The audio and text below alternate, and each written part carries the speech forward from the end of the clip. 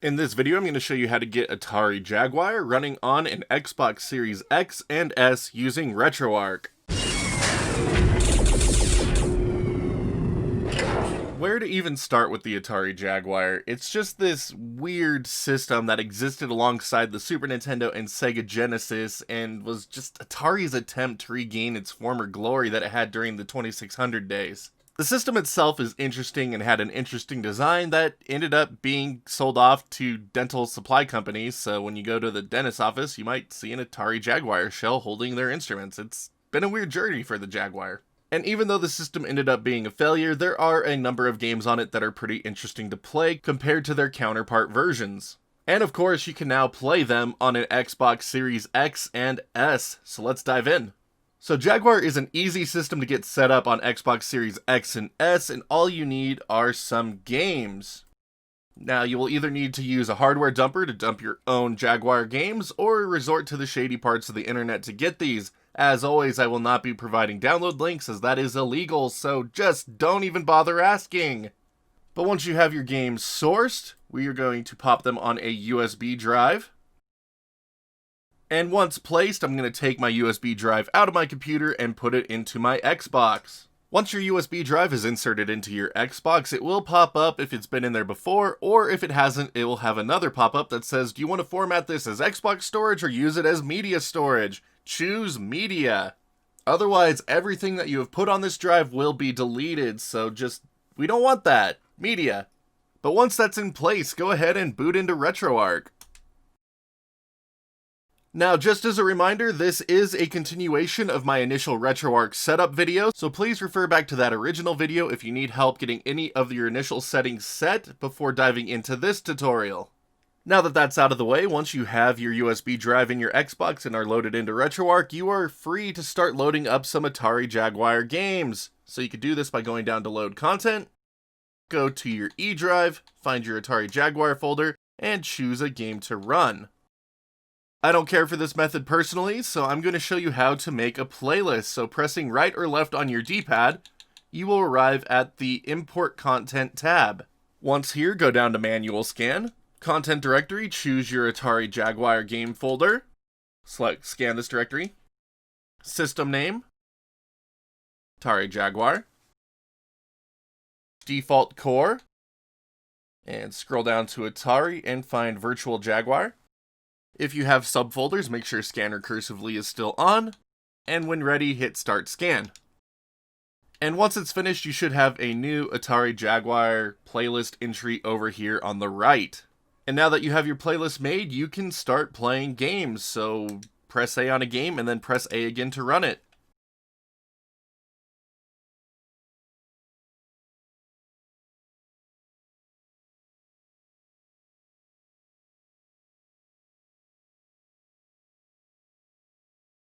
And there we go, Atari Jaguar games up and running on an Xbox Series X. And as you can see, Doom has a little bit of trouble running properly. It's kind of half the screen resolution.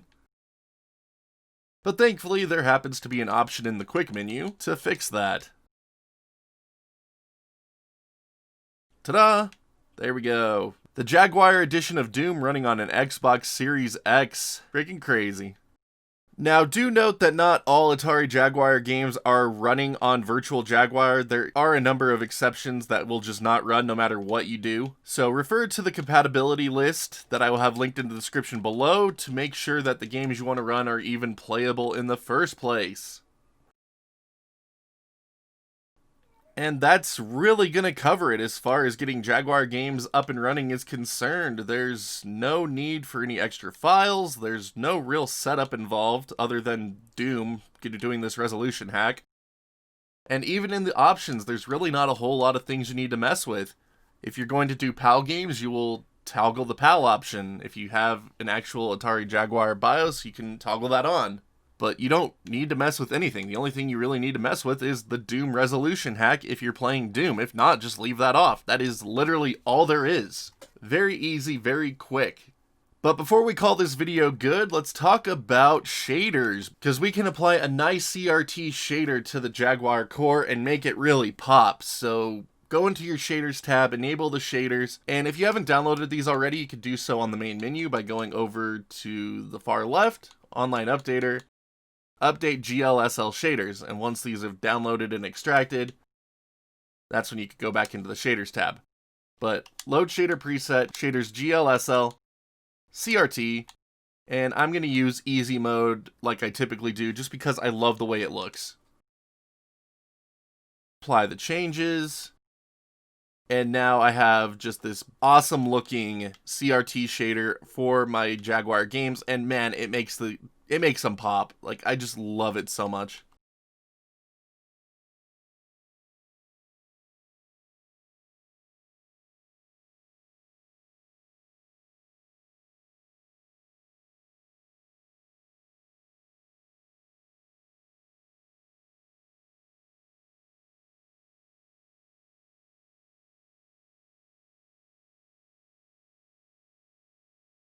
And once you have your shaders set up how you like, you could go back into the quick menu, shaders, save, and save the core preset, so that way every time you load up a Jaguar game, this shader will be applied automatically. And then you could also save the core overrides. And if you want to do a game-specific override, like for Doom here with the resolution hack, you could save this as a game override. So that way every time you load up Doom, the resolution hack will be on, and then you can save the other core override with it off.